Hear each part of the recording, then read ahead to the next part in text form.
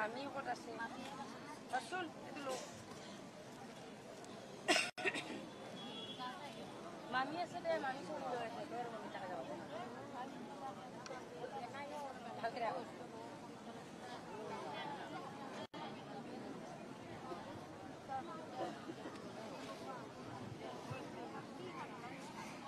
नमस्कार।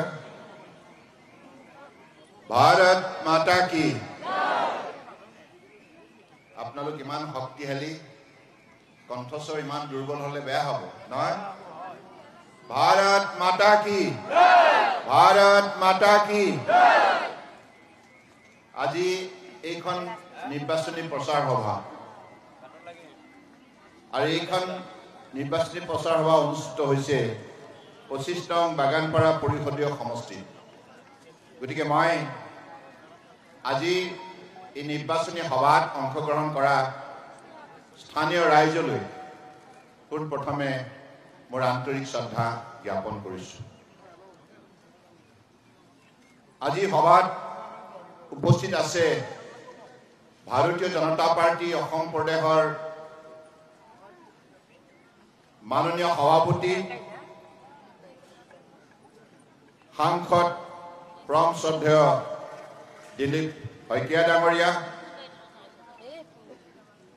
এই তামুলপুৰ জিলাৰ তত্ত্বাৱধায়ক হিচাপে নিষ্ঠাৰে কাৰ্যনিৰ্বাহ কৰা অসম চৰকাৰৰ জ্যেষ্ঠ মন্ত্ৰী শ্ৰদ্ধেয় জয়ন্ত মল্ল বৰুৱা ডাঙৰীয়া অসম চৰকাৰৰ মন্ত্ৰী নন্দিতা গাৰ্লুচা ডাঙৰীয়ানী গুৱাহাটী লোকসভা সমষ্টিৰ সন্মানীয় সাংসদ বিজুলী কলিতা মেধি ডাঙৰীয়ানী ভাৰতীয় জনতা পাৰ্টি অসম প্ৰদেশৰ উপসভানেত্ৰী অপৰাজিতা ভূঞা ডাঙৰীয়ানী GMDAৰ অধ্যক্ষ আৰু এই বাগানপাৰা সমষ্টিৰ ইনচাৰ্জ প্ৰাক্তন বিধায়ক শ্ৰদ্ধেয় নাৰায়ণ ডেকা ডাঙৰীয়া সভাত উপস্থিত অৰূপ ঠাকুৰীয়া ডাঙৰীয়া ভিক্টৰ কুমাৰ দাস ডাঙৰীয়া ৰাজেশ বড়ো ডাঙৰীয়া ভিক্টৰিয়া মেধি ডাঙৰীয়া ৰান্ধোৱা বড়ো ডাঙৰীয়া ৰংজা খঞ্জুৰ বসুমতাৰী ডাঙৰীয়া আৰতি বৰদলৈ ডাঙৰীয়ানী মধু নাৰ্জাৰী ডাঙৰীয়া সুমিত বড়ো ডাঙৰীয়া APLৰ অধ্যক্ষ বিকুল ডেকা ডাঙৰীয়া আৰু আমাৰ মৰমৰ প্ৰাৰ্থী শ্ৰদ্ধেয়া ৰেখাৰণী দাসবড়ো ডাঙৰীয়ানী আৰু সমবেত পৰম শ্ৰদ্ধা ৰাইজ জয় জয়তে আজি সভাত উপস্থিত থাকি ভাৰতীয় জনতা পাৰ্টিক উৎসাহিত কৰা সমবেত সমূহ ৰাইজক মই পুনৰবাৰ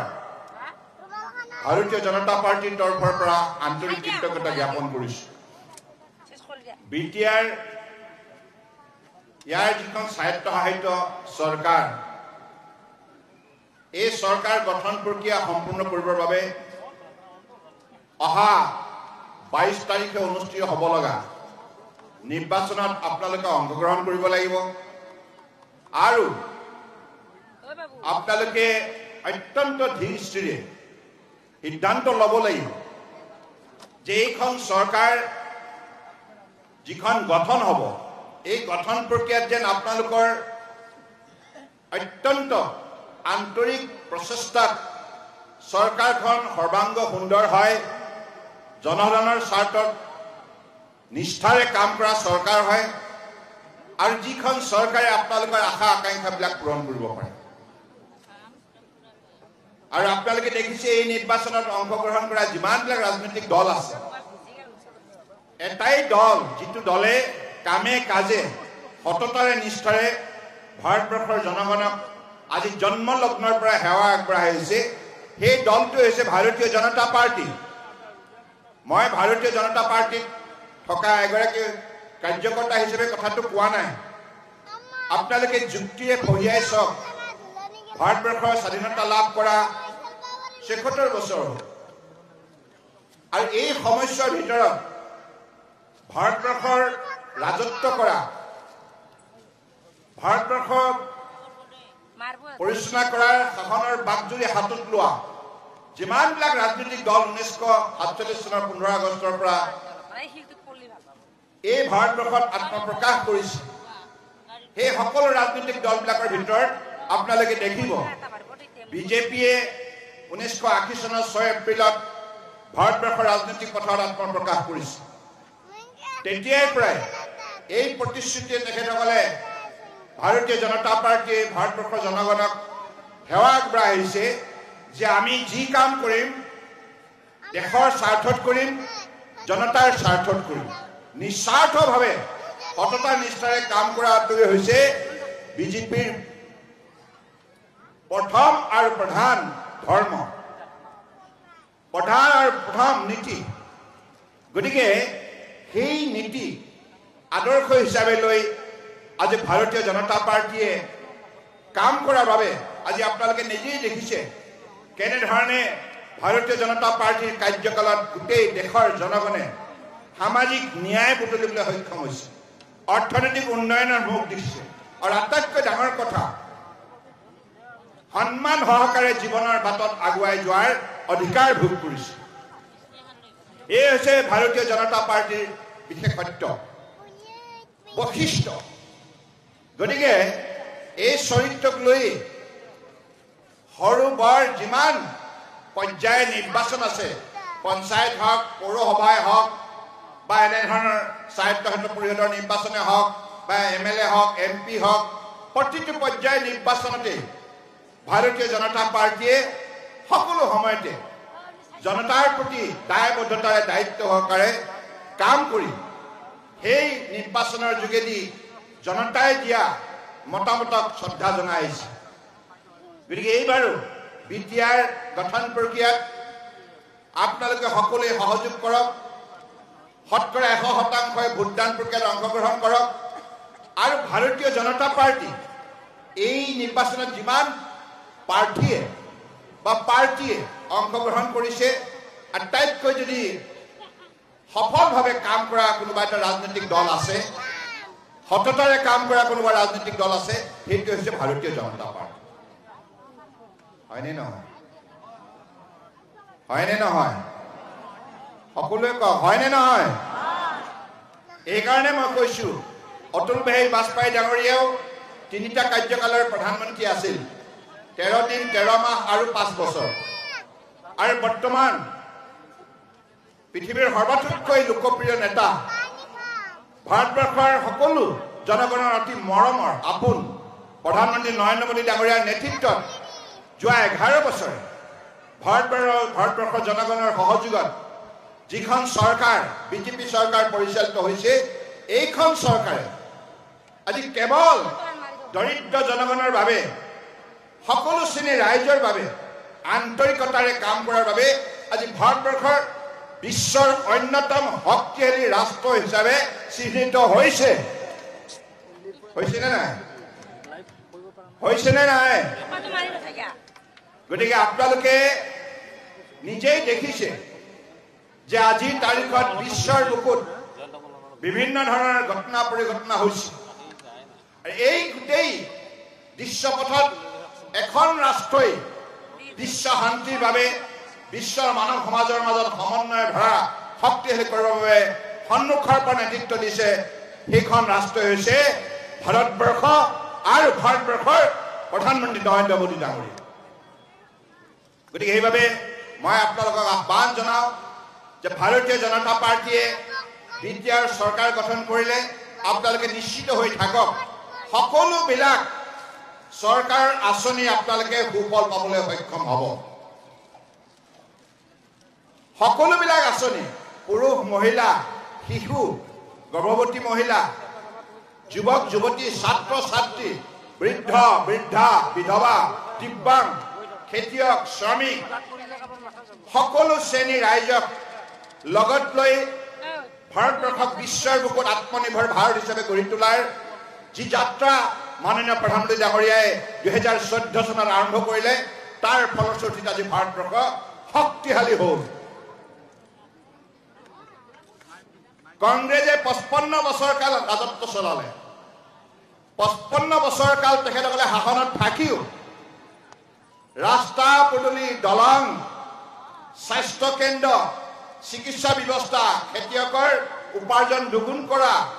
আৰু দৰিদ্ৰ জনগণক পকী ঘৰ নিৰ্মাণ কৰা আৰু প্ৰতিটো পৰিয়ালক বিশুদ্ধ খোৱা পানী দিয়া আৰু দৰিদ্ৰ পৰিয়ালৰ বাবে শৌচালয় নিৰ্মাণ কৰা আৰু জীৱন বীমা আৰু বিভিন্ন ৰাস্তাই পদূলি বিভিন্ন সৰুবৰ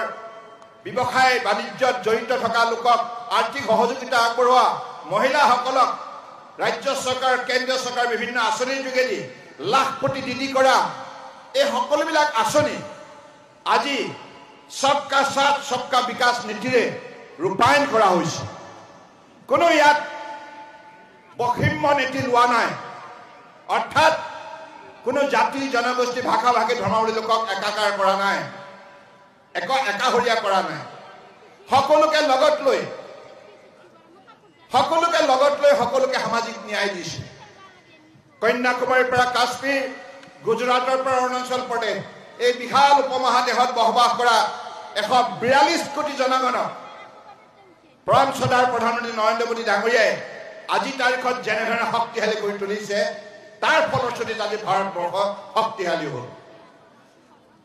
আজি শাসন ব্যৱস্থা কিমান পৰিষ্কাৰ হ'ল আগতে আপোনালোকে চৰকাৰী আঁচনি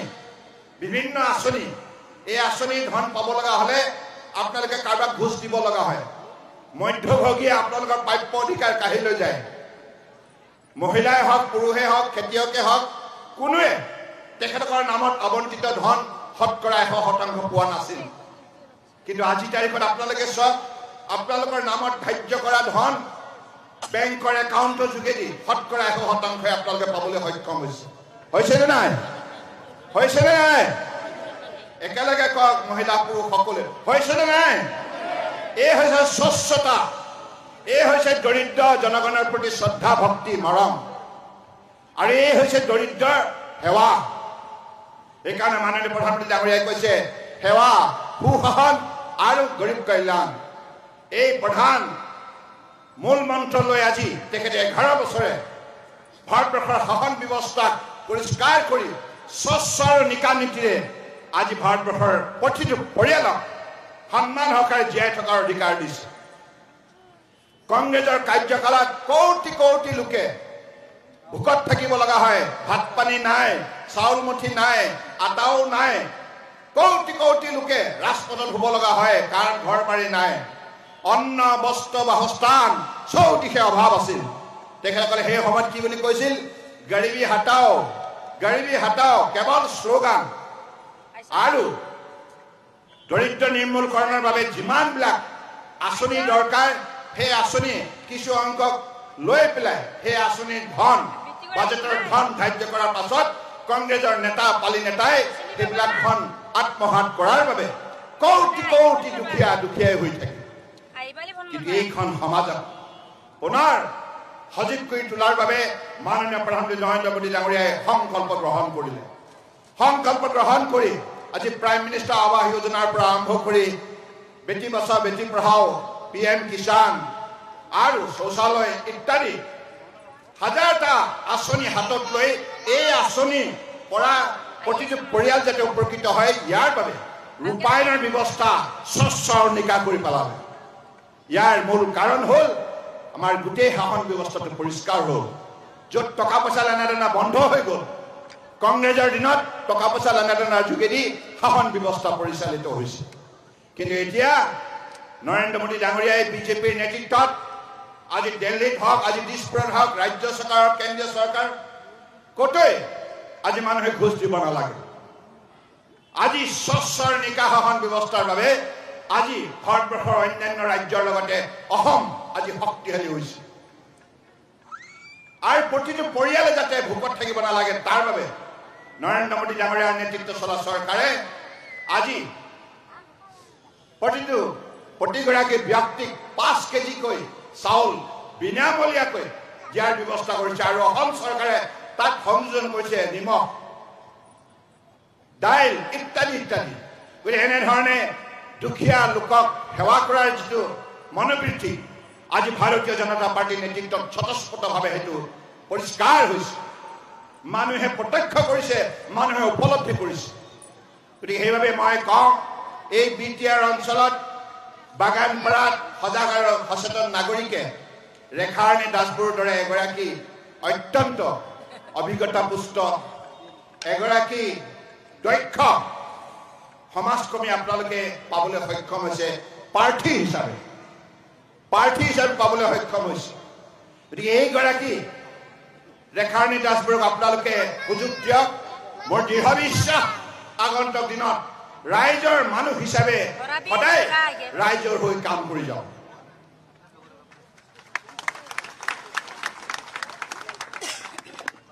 ৰেখাৰণী দাসবৰু জিন্দাবাদ ৰেখাৰণী দাসবৰু জিন্দাবাদ ৰেখাৰণী দাসবৰু জিন্দাবাদ পদুমৰ ছবিত ভোট দিয়ক পদুমৰ ছবিত ভোট দিয়ক পদুমৰ ছবিত ভোট দিয়ক মোক অলপ আগতে ইয়াৰ ইনচাৰ্জ মন্ত্ৰী শ্ৰদ্ধেয় জয়ন্ত মল্ল বৰুৱা ডাঙৰীয়াই ক'লে ইয়াত প্ৰায় 89,000 ভোটাৰ আছে নহয় বুজানটো গতিকে 89,000 আৰু মইতো বিচাৰিম যে পৰমসদা ৰাইজ মোক আজি আপোনালোকে এটা প্ৰতিশ্ৰুতি দিব লাগিব 22 তাৰিখে পুৱা কেইবজাৰ পৰা ভোট গ্ৰহণ হ'ব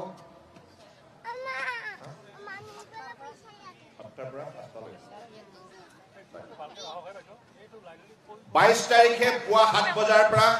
ভোট গ্ৰহণ প্ৰক্ৰিয়া আৰম্ভ হ'ব আৰু সেই ভোটদান প্ৰক্ৰিয়াত আপোনালোকে শতকৰা 100% ভোটদান প্ৰক্ৰিয়াত অংশগ্ৰহণ কৰিব লাগিব কৰিবনে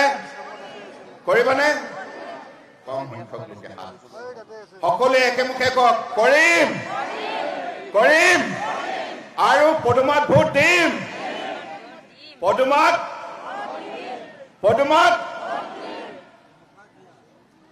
মই মানে ইয়াত নিশ্চিত হৈ যাব পাৰোঁতো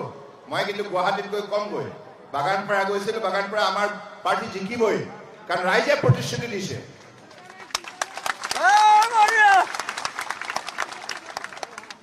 গতিকে আজি এই নিৰ্বাচনত ভাৰতীয় জনতা পাৰ্টিয়ে কিয় অংশগ্ৰহণ কৰিছে পৰম শ্ৰদ্ধাৰ আমাৰ অসম প্ৰদেশৰ মাননীয় সভাপতি লোকপ্ৰিয় সাংসদ পৰম শ্ৰদ্ধেয় দিলীপ শইকীয়া ডাঙৰীয়াই তেখেতৰ বক্তব্যত কৈছে যে এই নিৰ্বাচনৰ মূল লক্ষ্য হৈছে বা ভাৰতীয় জনতা পাৰ্টিয়ে নিৰ্বাচনত কিয় অংশগ্ৰহণ কৰিছে তাৰ মূল লক্ষ্য হৈছে বিটিআৰ অঞ্চলত স্থায়ী শান্তি আৰু প্ৰগতি আৰু বিভিন্ন বড়ো জনগোষ্ঠীৰ পৰা আৰম্ভ কৰি বিভিন্ন জাতি জনগোষ্ঠী যিমান সংখ্যক আছে সকলো জাতি জনগোষ্ঠীৰ মাজত শক্তিশালী সমন্বয় বাতাবৰণ সৃষ্টি কৰা ভাতৃত্ববোধ দৃঢ়ভাৱে গঢ়ি তোলা কাৰণ ভাৰতীয় জনতা পাৰ্টিয়ে সদায় সমন্বয়ৰ গীত গাই আহিছে সমন্বয়ৰ বাবে কাম কৰি আহিছে সেইকাৰণে মাননীয় প্ৰধানমন্ত্ৰী ডাঙৰীয়াই ইমান ডাঙৰ মানৱীয় নীতি হাতত লৈ আজি ভাৰতবৰ্ষৰ দৰে 142 কোটি জনগণৰ এখন জনবিহুল ৰাষ্ট্ৰক শ্ৰদ্ধা সহকাৰে পৰিচালনা কৰিছে সফলতাৰ নেতৃত্ব দিছে ইয়াৰ মূল নীতিটোৱে হ'ল সবকা সাথ আপোনালোকে মোৰ সৈতে ক'ব সবকা সাথ সবকা বিকাশ সকলো জাতি জনগোষ্ঠী ভাষা ভাষী ধৰ্মাৱলম্বী আস্থাৰ বিশ্বাসত লৈ এই যাত্ৰা আৰম্ভ কৰিলে 2014 চনত সবকা সাথ सबका विकास सबका विश्वास और सबका प्रयास হয়নে কিমান সুন্দৰ নীতি তাহানিতে চৌকদেউ চাউলুং চুকাফাই 13 শতিকাত হাতৰাজ মাৰি একৰাজ কৰা বুলি কৈছিল অৰ্থাৎ সকলো খিলঞ্জীয়া জাতি জনগোষ্ঠীক লগত লৈ বৰ অসম নিৰ্মাণ কৰা যাত্ৰা আৰম্ভ কৰিছিল 13 শতিকাত আৰু আজি ভাৰতবৰ্ষৰ বিশ্বশ্ৰেষ্ঠ উন্নত ৰাষ্ট্ৰ হিচাপে গঢ়ি তোলাৰ উদ্দেশ্যে মাননীয় প্ৰধানমন্ত্ৰী ডাঙৰীয়াই ভাৰতবৰ্ষৰ প্ৰতিখন ৰাজ্য প্ৰতিখন কেন্দ্ৰীয় শাসিত অঞ্চলৰ প্ৰতিখন গাঁও চহৰ পাৰ ভৈয়াম সকলোকে আস্থাৰ বিশ্বাসত লৈ আজি যি উন্নয়নৰ যাত্ৰাত আগুৱাই নিছে তাৰ ফলত আজি আমি শক্তিশালী হৈছো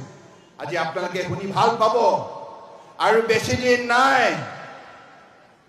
এটা সময়ত আমি কি কৈছিলো উন্নত ৰাষ্ট্ৰ বুলি ক'লে America China Japan south Korea Germany France Italy UK Britain south Korea এইবিলাকৰ নাম লৈছিলো ভাৰতবৰ্ষৰ কংগ্ৰেছৰ শাসনকালত ভাৰতবৰ্ষৰ স্থানে নাছিল আমি দুৰ্বল ৰাষ্ট্ৰ বুলি পৃথিৱীয়ে হাঁহিছিল কিন্তু মাননীয় প্ৰধানমন্ত্ৰী ডাঙৰীয়াই সবকা সাথ সবকা বিকাশ নীতিৰে সকলো জাতি জনগোষ্ঠীক লৈ যেনেধৰণে শক্তিশালী যাত্ৰা আৰম্ভ কৰিলে উচিত পৰিকল্পনা উচিত নীতি আদৰ্শ আৰু সুশাসন ব্যৱস্থাৰ যোগেদি দৃঢ়তাৰে এইখন ৰাষ্ট্ৰক নেতৃত্ব দিয়াৰ বাবে আজি ভাৰতবৰ্ষ কংগ্ৰেছৰ শাসনকালত 11 স্থানত আছিল 11 নম্বৰ আৰু সেই স্থানৰ পৰা আজি কেৱল 11 বছৰ বয়সতে আজি ভাৰতবৰ্ষক অহা 2029 ভিতৰত তৃতীয় পৃথিৱীৰ সৰ্ববৃহৎ ৰাষ্ট্ৰ হিচাপে গঢ়ি তোলা সম্ভৱ কৰি তুলিব আৰু আমাৰ সন্মুখত এতিয়া কেৱল দুখন ৰাষ্ট্ৰ থাকিব আমি জাৰ্মানীকো চেৰ পেলাম জাপানকো চেৰ পেলাম সাউথ কোৰিয়াকো চেৰ পেলাম এইবিলাক সকলো পাছ পৰি যাব ভাৰত আগবাঢ়ি যাব আৰু 2029ত আমি তৃতীয় স্থান আমেৰিকা আৰু চাইনা সন্মুখত থাকিব আৰু 2047ৰ ভিতৰত অমৃত কাল যেতিয়া সম্পূৰ্ণ হ'ব স্বাধীনতাৰ 100 বছৰ সম্পূৰ্ণ হ'ব চৌদিশে ভাৰতীয় নাগৰিকে সেই স্বাধীনতাৰ 100 বছৰ সম্পূৰ্ণ হোৱাৰ উপলক্ষে যেতিয়া উৎসৱ আয়োজন কৰিব সেই মুহূৰ্তত ভাৰতবৰ্ষ হ'ব 2047ত বিশ্বৰ সৰ্বতোতকৈ শক্তিশালী উন্নত ৰাষ্ট্ৰ আৰু সেই উন্নত ৰাষ্ট্ৰ গঢ় দিয়াৰ ক্ষেত্ৰত বিটিআৰ অঞ্চলৰ ৰাজ্যৰ উল্লেখযোগ্য আপোনালোকৰ অৱদান থাকিব গতিকে এই বিটিআৰ অঞ্চল ইমান সুন্দৰ জাতি জনগোষ্ঠীৰে পৰিপুষ্ট এইখন অসমীয়া জাতীয় জীৱনৰ হাৰুৱা পথাৰ কৃষ্টি সংস্কৃতি ভাষা সাহিত্যৰে চহকী বনজ সম্পদ জল সম্পদ মানৱ সম্পদ সকলো সম্পদৰে শক্তিশালী বিটিআৰ অঞ্চল গতিকে এই অঞ্চলে ডক্টৰ হিমন্ত বিশ্ব শৰ্মা ডাঙৰীয়া সদায় কৈ আহিছে অসমক ভাৰতবৰ্ষৰ ভিতৰত অন্যতম শ্ৰেষ্ঠ উন্নত ৰাজ্য হিচাপে গঢ়ি তুলিব লাগিব গতিকে সেই লক্ষ্য আমি উপনীত হ'ব লগা হ'লে অসমৰ অন্যান্য অঞ্চলৰ লগতে এই বিটিআৰ 5খন জিলাৰ ৰাইজেও উল্লেখযোগ্য ভূমিকা পালন কৰিব লাগিব গতিকে সেই উল্লেখযোগ্য ভূমিকা পালন কৰিব পৰা আপোনালোকৰ লগত যোগ্যতা দক্ষতা দৃঢ়তা সততা নিষ্ঠা সকলো মানৱ সম্পদ বিৰাজমান গতিকে সেইবাবে মই আহ্বান জনাওঁ এই নিৰ্বাচনটোক সাধাৰণভাৱে নল'ব গুৰুত্ব সহকাৰে লওক আৰু ভাৰতীয় জনতা পাৰ্টীয়ে চৰকাৰ গঠন কৰিলেহে সকলো পৰিয়ালৰ মংগল হ'ব আৰু বিভিন্ন জাতি জনগোষ্ঠীৰ মাজত ভাতৃত্ববোধ শক্তিশালী হ'ব আৰু উন্নয়নৰ দিশত দুপদুপে আপোনালোকে আগুৱাই যাবলৈ সক্ষম হ'ব ইয়াত কৰ্মসংস্থাপন উঠি অহা ছাত্ৰ ছাত্ৰীৰ বাবে উন্নত শিক্ষা এই সকলোবিলাক ভাৰতীয় জনতা পাৰ্টীৰ কাৰ্যকালতে আজি ইউনিভাৰ্চিটি হওক মেডিকেল কলেজ হওক সকলো ৰাস্তা পদূলি দলং সম্ভৱ হৈছে আৰু ইয়াত যেতিয়া স্থানীয় চৰকাৰ নেতৃত্ব ল'ব ভাৰতীয় জনতা পাৰ্টীয়ে তেতিয়াহ'লে নিশ্চিতভাৱে আপোনালোকে ইয়াতকৈ 10 গুণ পৰিৱৰ্তন দেখিবলৈ সক্ষম হ'ব কাৰণ বৰ্তমান এই চৰকাৰ পৰিচালনা কৰা দলবিলাকে এই অঞ্চলৰ ৰাইজক সামাজিক ন্যায় দিব পৰা নাই আৰু মানুহৰ মাজত সমন্বয় ধাৰাটো শক্তিশালী কৰি তুলিব পৰা নাই গতিকে সেইবাবে সাৰ্বজনীন দৃষ্টিভংগীৰে ইয়াতো সবকা সাথ সবকা বিকাশ নীতিৰে আমি বিটিআৰ অঞ্চলৰ 5খন জিলাৰ জনগণক প্ৰতিটো পৰিয়ালক শক্তিশালী কৰি তুলিম আৰু সেই প্ৰতিশ্ৰুতিৰে মই আপোনালোকক পুনৰ আহ্বান জনাওঁ পৰম শ্ৰদ্ধাৰ ৰাইজ ইয়াত ট্ৰিপল ইঞ্জিন চৰকাৰ হ'ব নহয় দিল্লী দিছপুৰ আৰু কোকৰাঝাৰ তিনিটা স্তৰৰ চৰকাৰ মিলিতভাৱে এই অঞ্চল শক্তিশালী কৰাৰ যি যাত্ৰা আৰম্ভ হ'ব আৰু এই যাত্ৰাৰ আপোনালোক অংশীদাৰী হ'ব আৰু ইয়াৰ পৰা আপোনালোক আটাইতকৈ বেছি লাভান্বিত হ'ব শক্তিশালী হ'ব আৰু চৌদিশে শান্তি বিৰাজমান হ'ব এইখিনি কথাকে কৈ মই সকলোৰে প্ৰতি শ্ৰদ্ধা আৰু কৃতজ্ঞতা জ্ঞাপন কৰি মোৰ বক্তব্য সামৰিছোঁ ভাৰত মাতা কি সকলোৱে এবাৰ থিয় হৈ দিয়ক না নিজ নিজ স্থানত भारत माता की भारत माता की भारत माता की नरेंद्र मोदी जिंदाबाद नरेंद्र मोदी जिंदाबाद जेपी नड्डा जिंदाबाद जेपी नड्डा जिंदाबाद डॉक्टर हेमंत बिश्व शर्मा जिंदाबाद डॉक्टर हेमंत बिश्व शर्मा जिंदाबाद दिलीप शैकिया जिंदाबाद दिलीप शैकिया जिंदाबाद আপোনালোকৰ মৰমৰ প্ৰাৰ্থী ৰেখাৰাণী দাসগুৰু জিন্দাবাদ ৰেখাৰাণী দাসগুৰু জিন্দাবাদ ভাৰত মাতা কি